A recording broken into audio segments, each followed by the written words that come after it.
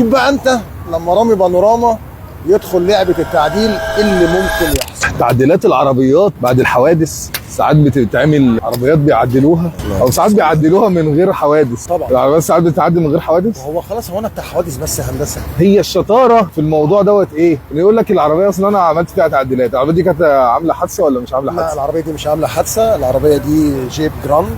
احنا بفضل الله قلبناها هنا في السنتر، قلبناها عربيه جيب اس ار تي. حدثت الموديل بتاعها. لسه بقى احنا وريني كده بقى شغل القلم بتاعك اهو. يا سلام، لا وريني هنا. انت تخوفنا. هنا فين يا هندسه؟ هنا هنا. كده عشان اقعد اعمل كده وتقول لهم انا قفشته. طب ده هو ده. كبوت المونيا يا هندسه.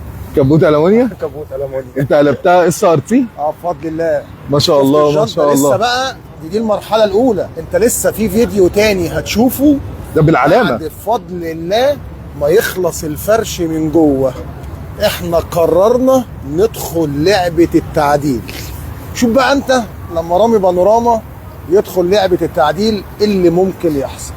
ما هي الفكره تخيل. بقى بيجي في بالي دايما على طول الناس اللي هي بتعدل صراحه، يعني ما اضحكش عليك، يقول لك انا معدل العربيه عشان تبقى مرشوشه ومتظبطه وبتاع، وهي بتبقى مقلوبه قبليها. في ناس كده، في ناس بتعمل كده، يعني بتشغل دماغها. تعمل ايه؟ تروح تجيب مثلا عربيه عامله حادثه وبتاع، ويقول لك انا هعدلها بقى، بس في ناس تعملها لنفسها في الاول تنبسط بيها شويه وبعد كده تبيعها. بتبيعها تمام. بتبيعها على اساس ان هي متعدله. فلما تيجي تحط القلم او تحط الجهاز في اي حته انا معدل، ما انا معدل بقى يا جماعه، فما حدش عدلنا عملنا العربيه كلها بالكامل. وخد بالك احنا عندنا الجراءه ان احنا نطلع لايف ونطلع بعربيه لسه في المرحله الاولى، عشان الحمد لله رب العالمين احنا واثقين في شغلنا. لسه بقى بعد ما تخلص خالص انا بقى محتاج اثق في شغلك اكتر. وريني كده بالقلم العربيه عامله ايه. لا كله كمان. كله انت جاي تورطني ولا جاي تعمل لي دعايه يا هندسه؟ لا كله. وريني، فرجني. الله، ايه يا عم؟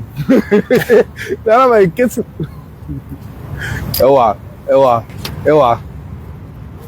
لا ده كده اللي هيبيعها بفضل الله مستريح على اساس اللي هي اس ار تي. بص الحبايه بتاعت البويه عامله ازاي، بص حبايه لا البيرلي. لون العربيه تحفه بصراحه، لون العربيه تحفه. هو ده كحك العيد. هو ده اللي يتقال عليه كحك العيد. هو اسمه ايه الراجل دوت؟ انهي راجل؟ اللي هو بيفضل يقول حلويات وكحك العيد. لا مش عارف اسمه، بس هو راجل حبيبنا يعني، راجل جميل. راجل بتوع كحك العيد. الله ينور يا هندسه. وكل سنه وكل الناس والتوفيق. طيبة. العربيه شكلها جميل بصراحه. الحمد لله رب العالمين.